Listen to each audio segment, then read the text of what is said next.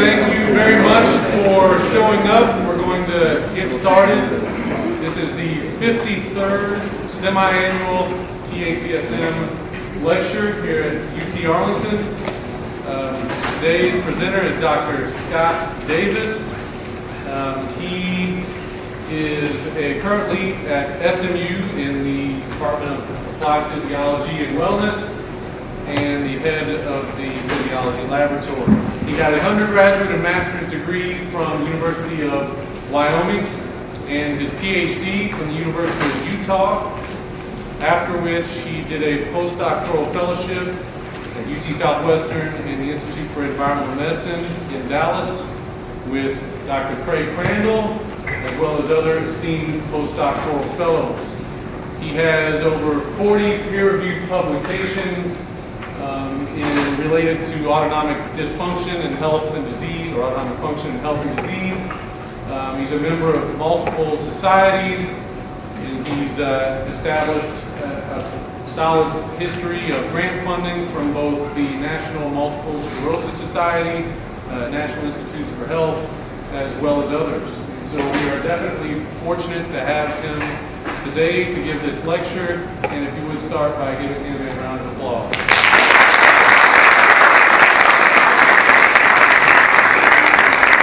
Thank you very much. It's an honor to be here, and I'd like to thank David and the staff, faculty and staff of Kinesiology for inviting me. I was looking at the previous speakers for this series. Very impressive. A little intimidating, I'm not going to lie to you. I don't think I deserve to be in this group, but I'll give it a wing.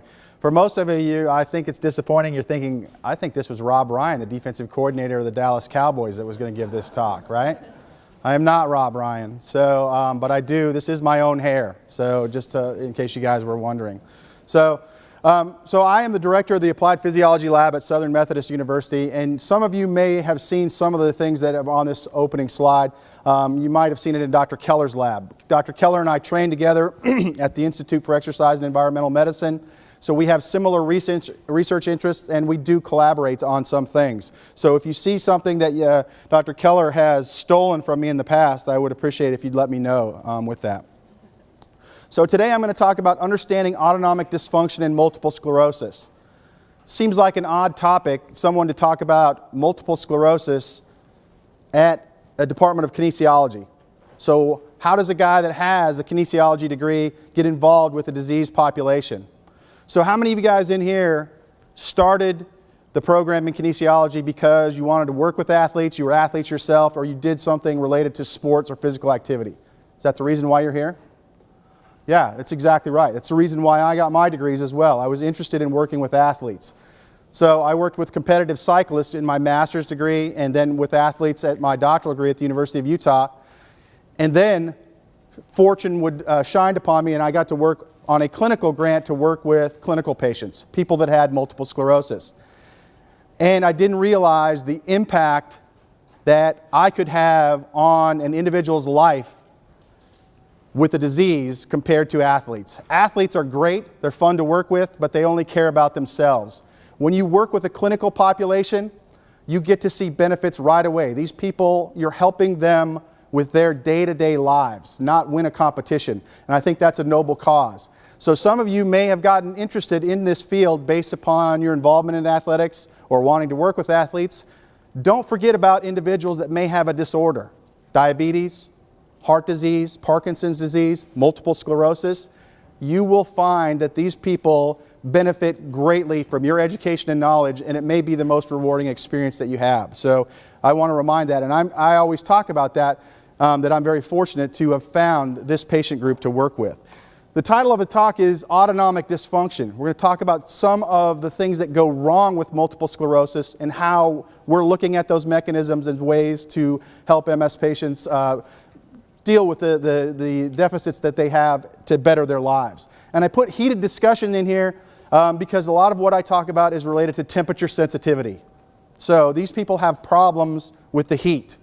So you always try to come up with a witty title. My wife doesn't think this one's witty at all. I thought it was fantastic, but it didn't appear to be too witty, okay? So what is MS? Does anybody know somebody with MS in here? Okay? Usually you'll find at least 10 people in a group this size that knows somebody with MS. What is MS? MS is a chronic demyelinating neurological disease that affects the central nervous system, the brain and spinal cord.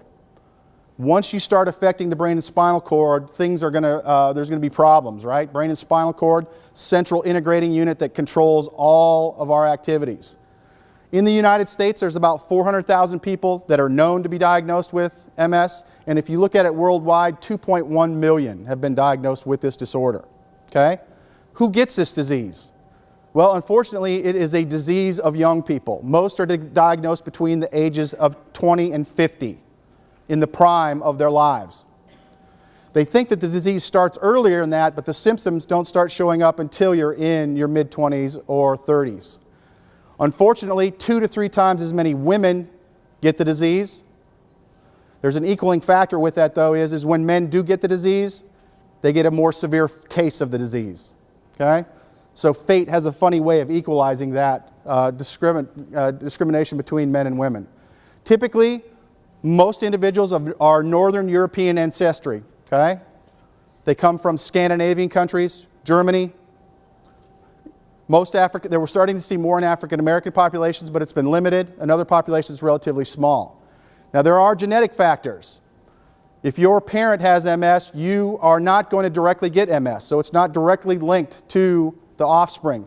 But you may have an increased chance of getting an MS at some point if your parents or grandparents or sister or aunt and uncle have MS.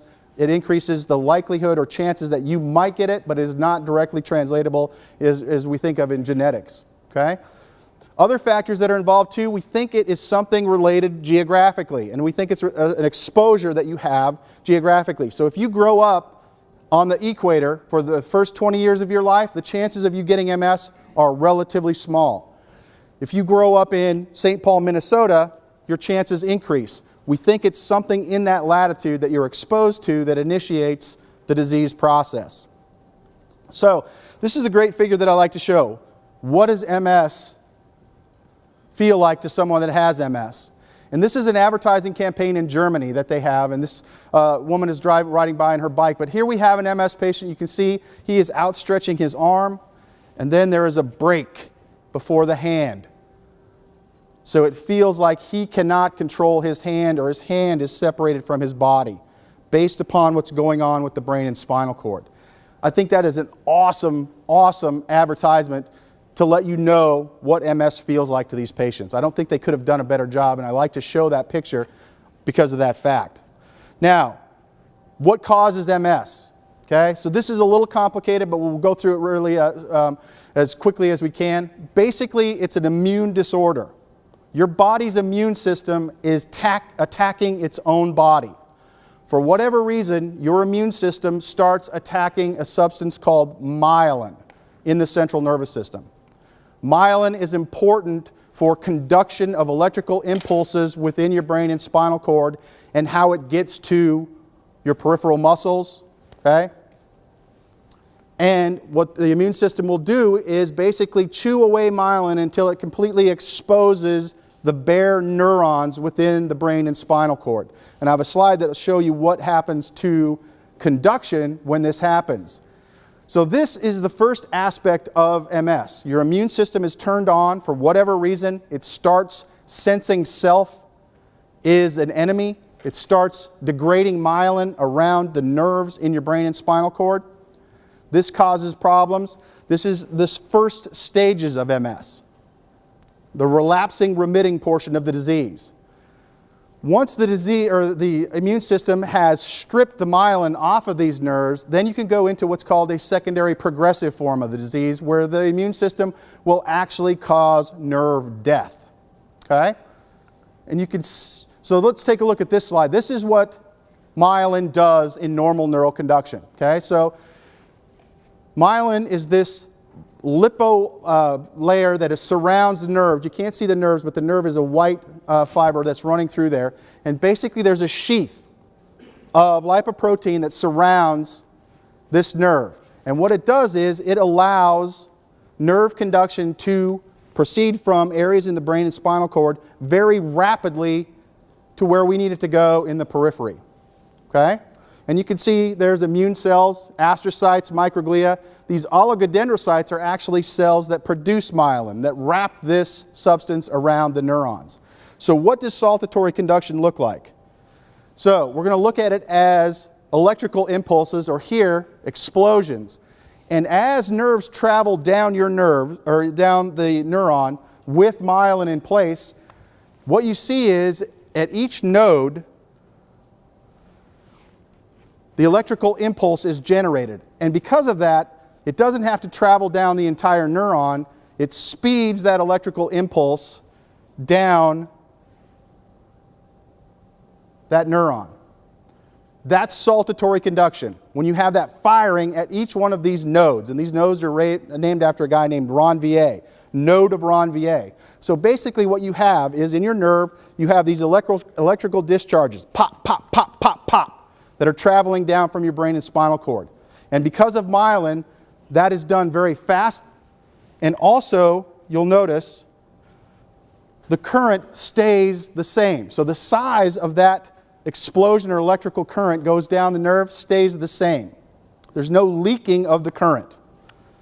Now what happens when you have MS? So here we have a damaged neuron where we have activated immune cells are eating away the myelin.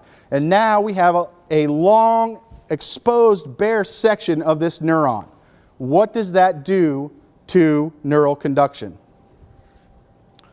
So here we have our normal impulse, and now once it gets to this bare area, now it has to travel down the entire length of the bare neuron. Okay? Did you see how much slower that was than the previous one? How long it took for that impulse to get over that short section without myelin? Let's take a look at it again. So here it comes, and now it travels slowly down the bare neuron. What else do you know is happening as it goes down that bare neuron? Getting smaller. Current's leaking out. Okay? And as that current leaks out, the intensity of that electrical stimulus gets smaller.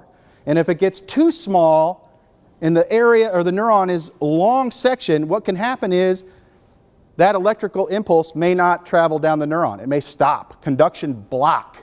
So I'm telling myself right now, in my brain and spinal cord, to move my pinky finger. Normally, that takes place very quickly, right? I can do that. You guys can do that. An MS patient may have problems with that slowing and that conduction leaking where they're saying move this pinky finger, but it's not working, okay? It's not happening. And that's what happens with myelin in that regard. So myelin's very important for proper functioning of the brain and spinal cord in delivering electrical impulses to the periphery. And when you damage that, there's consequences. Now this is what I was telling you with regards to the primary progressive phase and the secondary progressive phases. So here is what, it's kind of a complex diagram, but we'll explain it here. So here we have increasing disability, okay? In red. And this red figure is increasing disability. Whether it be you have spasticity, limb weakness, or something, disability increases with MS. And typically what you see in the relapsing, remitting form of the disease is you may have an increase in your symptoms that you're worse for 2, 3, 4 days, week, but then your symptoms come back to normal. You may go a month, 2 months, 3 months, 4 months. For no reason, all of a sudden, your symptoms come back again. You can't walk. You can't move your right hand. Your vision's affected. Comes back down to your normal baseline again. So what's happening in this relapsing, remitting portion of it is there are actually active attacks where the immune system is removing and stripping myelin from the neurons. Okay? And I'm going to show you a picture of what that looks like in an MRI. But at some point, you may get to a point later on in your lifetime, maybe when you're 40 or 50, when all of a sudden you have an exacerbation or a large increase in your symptoms, and you don't come back to baseline. Okay? And then all of a sudden you notice things are starting to deteriorate a little quickly, a little more fast. Things aren't the same. You have another exacerbation, another increase in your symptoms, and you notice that you don't come back to normal. Your eyes don't work properly like they did before. They're staying where they're not working correctly. You may have a limp where your foot drops. Okay? What's happening in this secondary progressive stage of the disease is this is where you have the neurons are dying inside the brain. And how you can tell that is if you look at the brain volume over time, you can see in the relapsing remitting stages of the disease, your brain volume, if you were to take an MRI measurement of that, stays relatively constant. But in the secondary progressive form of the disease, what happens is with neuron death, your brain shrinks. Brain volume decreases. You're actually losing neurons in your brain. Okay? So let's take a look at this. So this is a standard MRI. Hopefully you guys can see this. And what we're looking for is lesions in the brain, areas where active demyelination is occurring. And where there are active areas of demyelination, you will see water in the brain. And that water will light up white on a standard MRI. And now we're getting much better at this technology to see these lesions, but this is something that I like to show to people just so that you can see what happens. So this is 18 MRIs in one person over the course of a year. This is a huge active lesion. You can see as the MRI time goes, it goes away. There should be another one that pops up right here that's just huge. So here's another hot area now. This area has stayed pretty white most of the time. Bang, okay?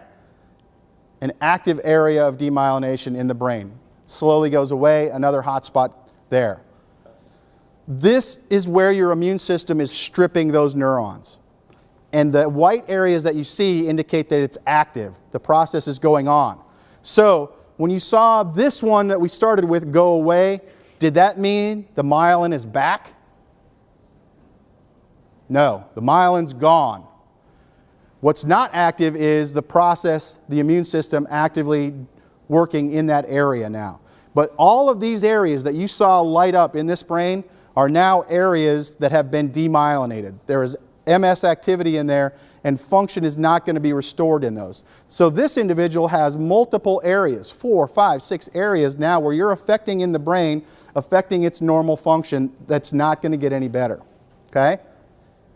And depending upon the number of lesions, the size of those lesions will dictate what your symptomology and where they're located in the brain especially. If you have one in a specific area of the brain, it may affect your horizontal eye movements. If you have one in the hypothalamus controls autonomic function. Could mess up heart rate in response to exercise, your ability to thermoregulate, exposure to heat. Okay? So what are some symptoms in MS? Big symptom is fatigue, and it's a different fatigue that you would think about. It's not the fatigue that you feel when you've done a strong or heavy workout. This fatigue is with these MS patients all the time, no matter what they do. It's a central malaise, they call it. You're just not motivated to do anything. You can't get up. You can't go to your child's soccer game. You can't go to the grocery store. You're just unable to do that with this overpowering fatigue. And approximately 85% of MS patients have this fatigue. Now, the rest of these symptoms are common symptoms. This isn't an all-inclusive list of what happens to MS patients, but you can see balance problems, spasticity, dizziness, vertigo, numbness in extremities, pain in your extremities, vision problems. Vision problems is actually probably the first sign that you would go to a neurologist to indicate that you have something going on, potentially MS. Changes in cognitive function, depression, emotional changes, bladder dysfunction, bowel dysfunction, sexual dysfunction. That's a pretty nasty list of things affected, isn't it? Think that could impact your day-to-day living? You guys are taking classes right now. If you had changes in cognitive function, do you think that would affect your grades in class? Most definitely. You have fatigue, you don't even want to go to class. It's going to affect your performance, right? That's what MS patients live with on a daily basis. So, fatigue, balance problems, spasticity, dizziness, vertigo, numbness, pain in extremities. Do you think these people exercise? No. For the most part, they don't, because of these symptoms. So now the question is, should they exercise? Gentleman in front says yes. Why? Just went to a conference about the perks of exercising in MS. Exercise is good for you, right? Absolutely. That's exactly right. So what they found is most healthcare providers that were treating MS patients, because of these symptoms, were saying, do not exercise. Exercise causes fatigue. Exercise may increase balance, coordination problems, increase your likelihood to fall.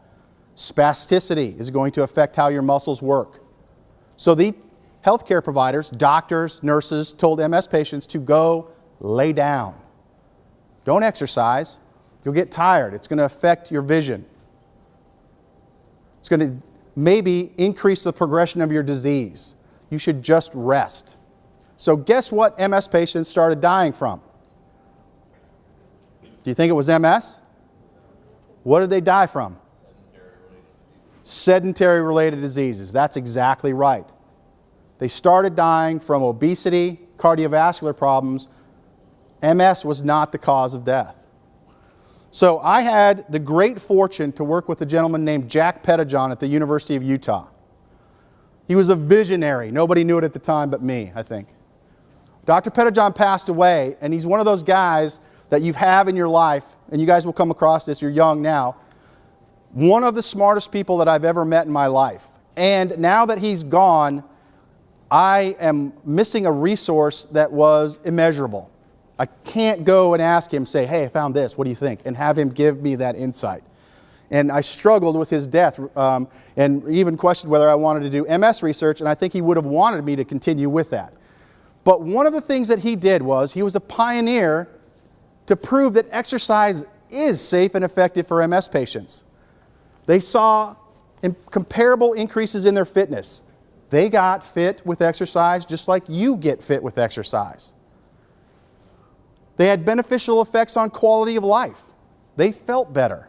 They had more energy. They could go to their kids' soccer game. They could go grocery shopping. We also had this as part of this study. They exercised in a group. Do you guys exercise in a group? When you go in, do you exercise with a friend? It helps, doesn't it? You may not be motivated to go in and exercise today, especially if you have MS. Oh, the group is going to exercise. I better go. I don't want to let the group down. So these beneficial effects of quality of life we think may have been obviously affected by exercise, but a lot of it was just the social interaction of working with us, as well as being with patients that had this disease and were dealing with it on a regular basis. They no longer felt isolated like I'm the only person going through all of this. So we think that was beneficial. So based upon this, and this was published, and you can't see this very well, it was published in 1996 in the Annals of Neurology, which is one of the premier journals in neurology, that the optimal care of persons with MS should include regular exercise because of the physiological and psychosocial benefits. And this is where I get up on the soapbox now.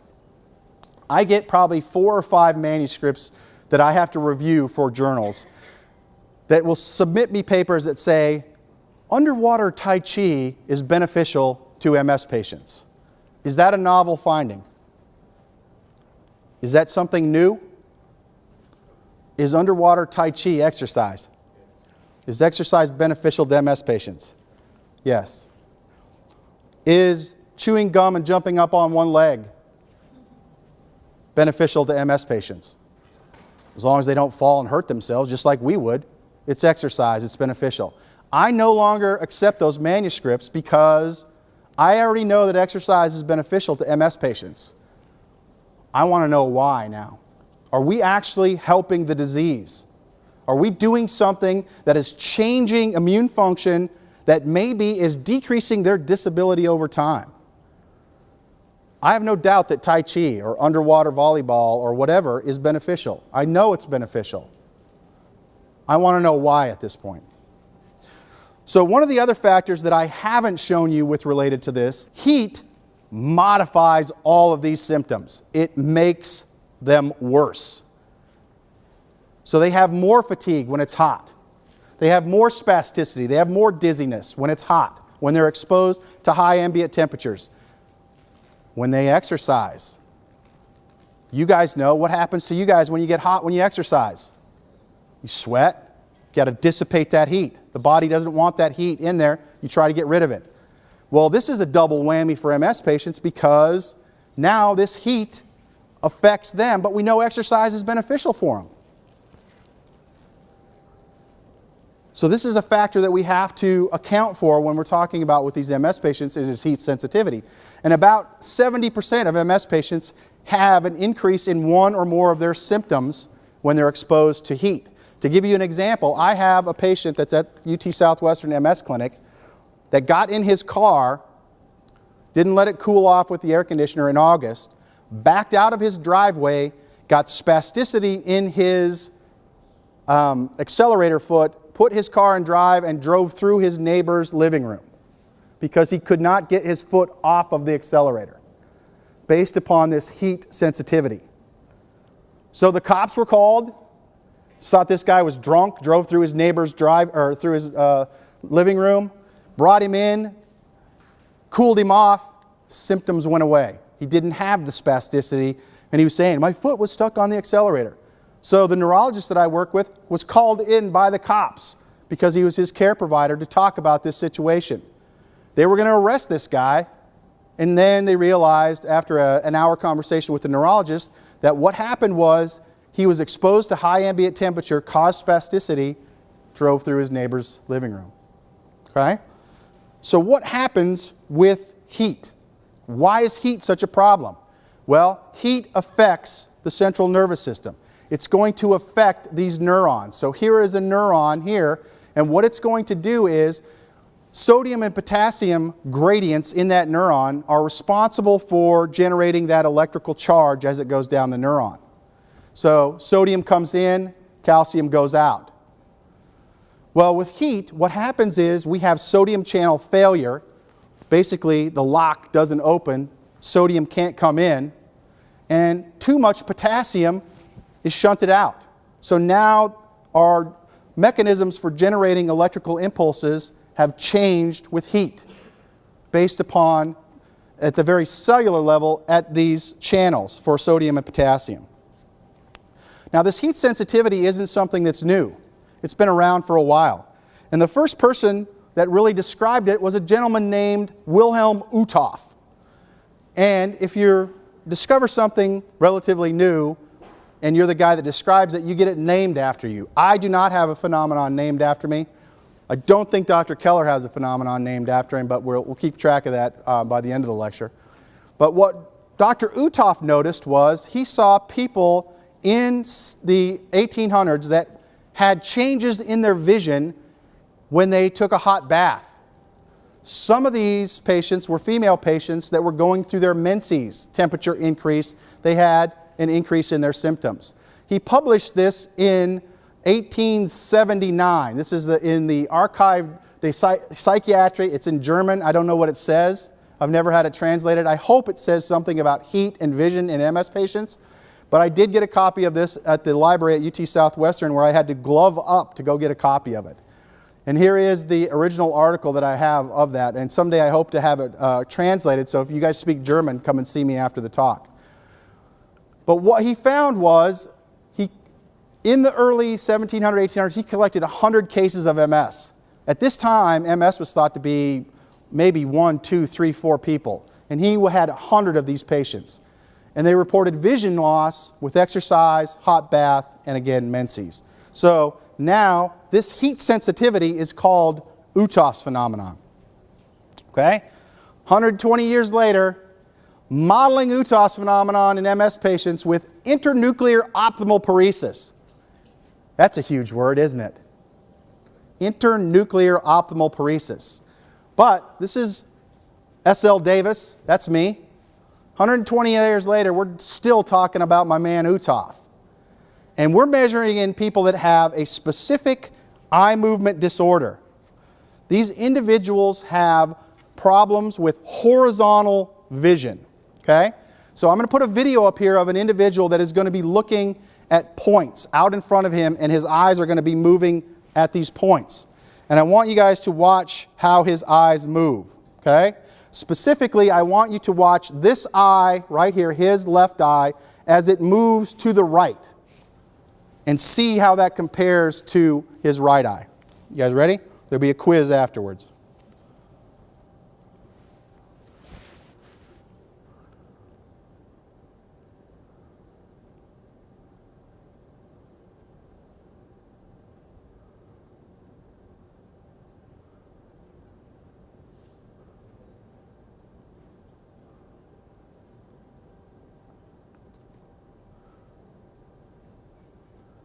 It's pretty cool, isn't it? Kind of scary, isn't it? What I didn't tell you is the guy has two problems.